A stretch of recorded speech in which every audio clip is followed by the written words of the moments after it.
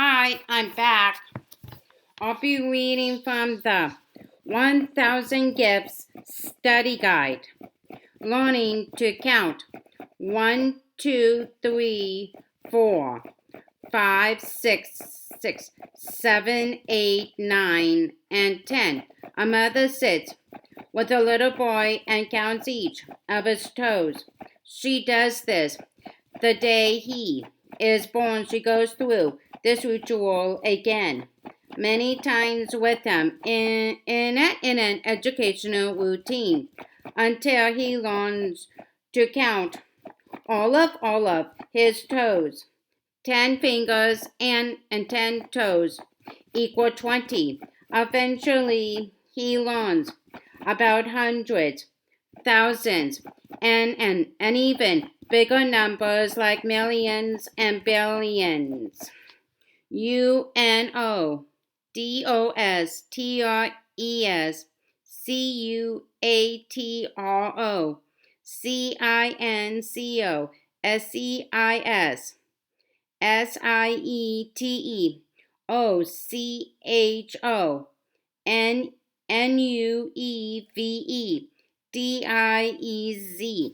all over the world, it is the same. Learning to count is basic.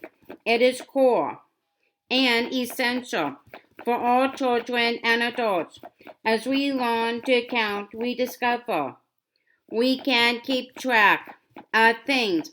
How many dollars do we have in our bank account? How many times have we been wronged by friends?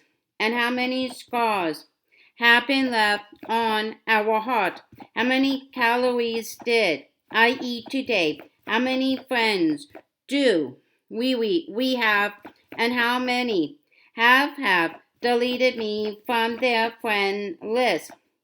We are counting people. We can't help ourselves. In English, Spanish, French, and every other language, we count. We count, and count, and count. UNDEUXTROXICUUATICNEUFDIX. What do you count? What really counts in your life? In 1897, Johnson Oatman Jr. wrote the words to a simple yet profound hymn. It was written for young people to help them learn what is really worth counting, and also to remember who can be counted on. In particular, Johnson wanted people to learn that they should count their blessings when times were hard. His song begins with these words: When upon life's billows you are tempest tossed, when you are discouraged, thinking all is lost, count your many blessings, name them one by one, and it will surprise you what the Lord hath done.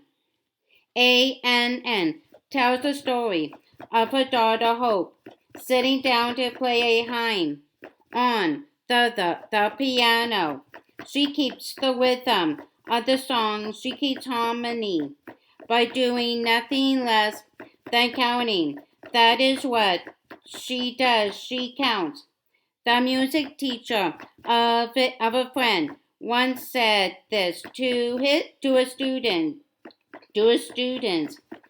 about how to keep the right beat of a song.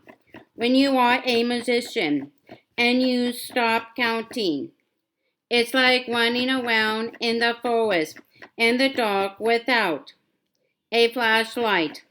When you are a believer and you stop counting blessings, it's like wandering around in the forest on the edge of a cliff in the dark without a flashlight, without counting the song, loses harmony, and without counting blessings, our lives lose the song, the light, the beat of God's heart.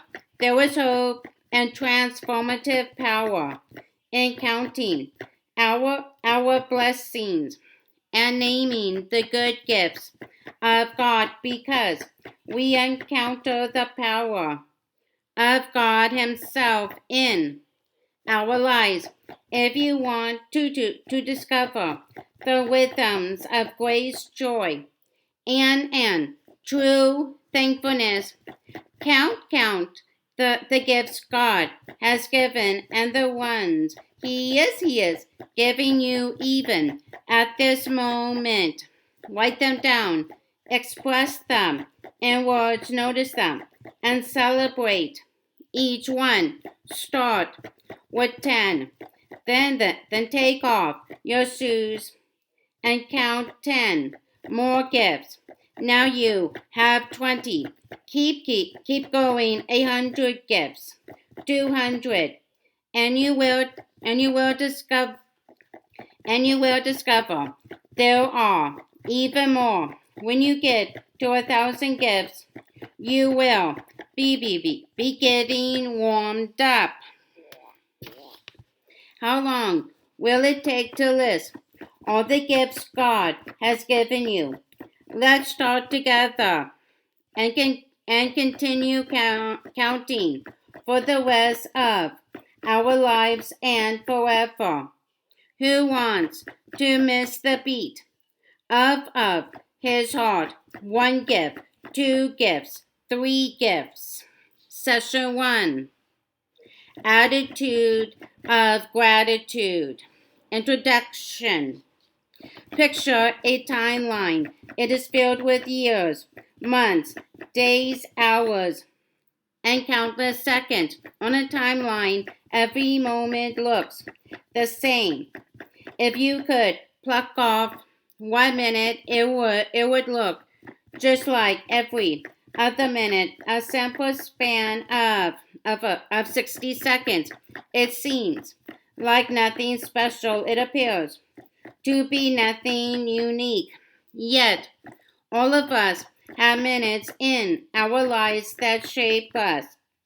Something happens in that 60-second blip on the timeline that is deeply and profoundly personal. It was not just another minute in the history of the world. As you look back on the timeline of your life, many other days and weeks blurred together, but there are minutes that will stand out for the rest of your life. Seared in your memory are the sounds, feelings, images, and even the smells of those moments. None of us live long on this earth without recording one of those unforgettable experiences. Not one of us can travel the rugged roads of earth and avoid all of the other painful potholes. It does not matter where you live, how much money you have, how much you love God, how careful you might be, how much faith you exercise, or how persistently you pray. Hurt and heartache are truly unavoidable. In a moment, without even seeing it coming, we all hit life's unexpected potholes and feel jarring pain. The question is not, will you and I have these moments of loss and dizzying confusion?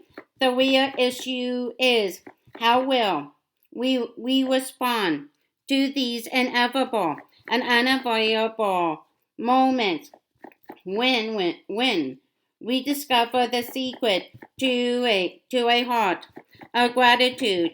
We can face these certain moments with great strength and even what seems impossible joy. Joy. There's a reason. I am not writing the story. And God is. He knows how it all works out, where it all leads, what it all means. I don't talk about it. When you look back on the timeline of your story, tell about a moment you hit a pothole in your journey of life. Your response, video notes. As you watch the video for session 1, use the following outline to record anything that stands out to you. Wounded moments that close your hands, your notes. Grace, your notes. EUCHARISTEO, grace. Thanksgiving and joy, your notes. Thanksgiving precedes the miracle, your notes. Eyes on God, open hands in thanks, your notes. The list of 1,000 gifts, your notes. At all times, thank God, your notes. The gift list is thinking upon His goodness, and this pleases Him most. Video discussion and Bible study. 1. Tell about a moment in your life that was hard and painful and looked nothing like a gift until later you began to discover that a gift was wrapped up in the pain of that moment. Your response. 2. What are some of the things that can cause us to close our hands and hearts to God? Your response. What specifically has helped you keep your hands and heart open even through hard times? Your response. Living with losses, I may choose to still say yes. Choose to say yes to what He freely gives. Could I live that? The choice to open the hands to freely receive whatever God gives. If I don't, I am still making a choice. The choice not to. 3. ANN observes that there is a distinct difference between receiving the grace God offers at the cross of Jesus and being filled with grace to the point of overflowing every day. If a person has received the grace of Jesus and also walks in the fullness of that grace to the point of overflowing, what might this grace extending life look like at one of those moments when an opportunity to serve a person in need presents itself, when someone betrays and hurts us deeply, when we get unexpected hard news, when a family member is unkind or insensitive, when the future is uncertain and we feel anxious or fearful. Your response. Thanksgiving is the evidence of our acceptance of whatever He gives. Thanksgiving is the manifestation of our yes to His grace. 4. Read Matthew chapter 26, verses 26 to 29, and 1 Corinthians chapter 11, verses 23 to 26. When Jesus broke the bread and offered the cup, he spoke this beautiful word, Eucharisteo. This one word captures three distinct and powerful ideas. How did Jesus reveal each of the following in his institution of the Lord's Supper? The Eucharist. Grace, your response. Thanks, your response. Joy, your response. What can we do to deepen and expand our thankfulness, joy, and experience of grace? Your response. 5. Read John chapter 11, verses 38 to 44. ANN talks about Thanksgiving, rising the dead. What are some connections between Thanksgiving and new life being unleashed in the dark and dead places of life? Your response. 6. In the video, ANN says Jesus offers thanksgiving for even that which will break him and crush him and wound him. How could Jesus express thanksgiving even as he faced the cross? How can Jesus' example shape your own response to times of pain and loss? Your response. Thanksgiving, giving thanks in everything, prepares the way that God might show us his fullest salvation in Christ. 7. Read 2 Chronicles chapter 20, verses 12 to 22. How was thankfulness connected to the victory God's people experience in this passage? How does a thankful spirit lead to victory in our lives today? Your response. 8. Why is it so hard to express Eucharisteo thankfulness when we are going through a time of pain, struggle, and darkness?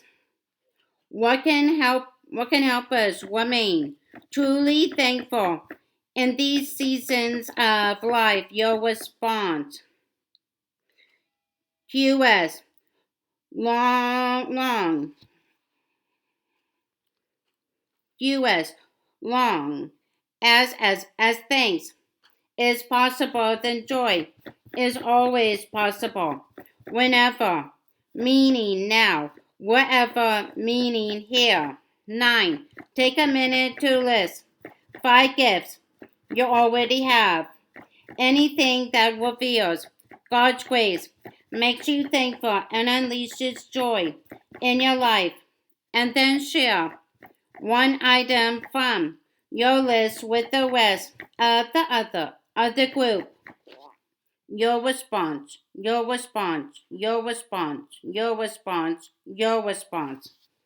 How does a life filled with Eucharisteo profit us as well as bring delight to the heart of God? Your response. We only enter the full life if our faith gives thanks. Closing prayer. Take time as a group to pray in any of the following directions. Thank God for the good gifts He has given you. Invite God to teach you how to experience EUCHARISTEO in the hard times of life. Confess where you have forgotten to be thankful for God's unmerited gifts. Ask Jesus to so fill you with His joy and grace that others see it and are drawn near to Him. Pray for your family members and friends to discover the truth that grace, thanksgiving, and joy can be theirs through an intimate and living relationship with Jesus. Prayer without ceasing is only possible in a life of continual thanks. Between sessions, my gifts, read Philippians chapter 4 verses 11 to 12. A and N articulate that the secret to living joyful in every situation is something that Islam she shares. That practice is the hardest part of learning and training. Is that essence of transformation. After each small group gathering, you will have a space like the one that follows to stretch yourself. Practice EUCHARISTEO and make a fresh new list of gifts God has given you, or consider starting your own separate gratitude journal. Be creative, think deep, and reflect on big things as well as very small ones. You don't have to be poetic or a great writer. Just honest start by listing up to 20 gifts of God's grace. Your response, your response, your response. Your response, your response, your response. Your response, your response, your response. Your response, your response, your response. Your response, your response, your response.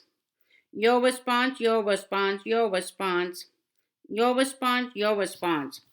Look for opportunities to share some of the gifts on your list with others in the coming week, and ask them what gifts God has placed in their lives. The brave who focus on all things good and all things beautiful and all things true, even in the small, who give thanks for it and discover joy, even in the here and now. They are the change agent who bring fullest light to all the world. My timeline and the space provided on the following pages create personal timelines for up to 3 moments of loss, pain, and struggles in your life. Note how each situation impacted your past and has influenced your present. Moment 1. When I was your response years old, I experienced your response. This moment impacted my life in some of the other following ways. Your response. This moment influences my life today in the following ways. Your response. Moment 2. When I was your response years old, I experienced your response. This moment impacted my life in some of the following ways. Your response. This moment influences my life today in the following ways. Your response. Moment 3. When I was your response years old, I experienced your response.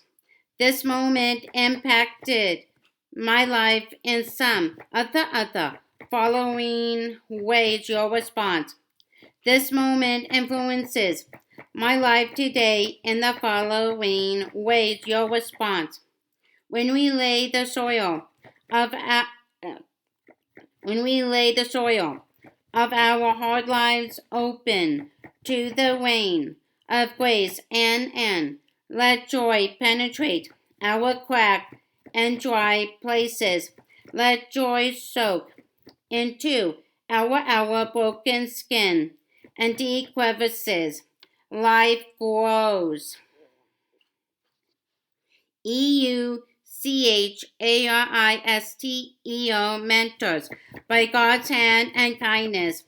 We all know people who have revered lives of EUCHARISTEO grace, thanksgiving, and joy. Reflect on your journey of faith by listing a few people past or present who have been martyrs and mentors when it comes to living like Jesus. Your response, your response, your response, your response, your response.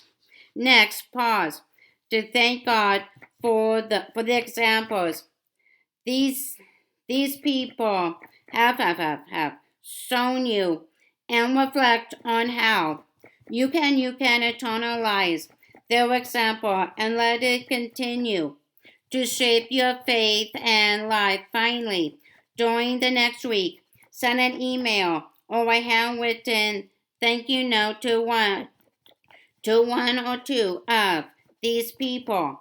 Let them know some other ways you have seen their example of walking in grace, thanksgiving, and joy. Thank them for walking closely with God and being an example of EUCHARISTEO. Journal. Use the space provided to reflect on any of the following topics. How you are doing when it comes to experiencing grace in your life. How you are doing when it comes to expressing thankfulness to God and to others. How you might grow in your expressions of thankfulness and joy. What steps you might take to live a life filled with the spirit of EUCHARISTEO. Your response. Recommended reading. As you reflect on what you have learned in this session, you may want to read the opening section of the book 1000 Gifts by A.N.N. VOSKAMP, chapters 1, 2, and 3, in preparation for session 2. You might want to read chapters 4 to 5. Okay, that's all. Bye.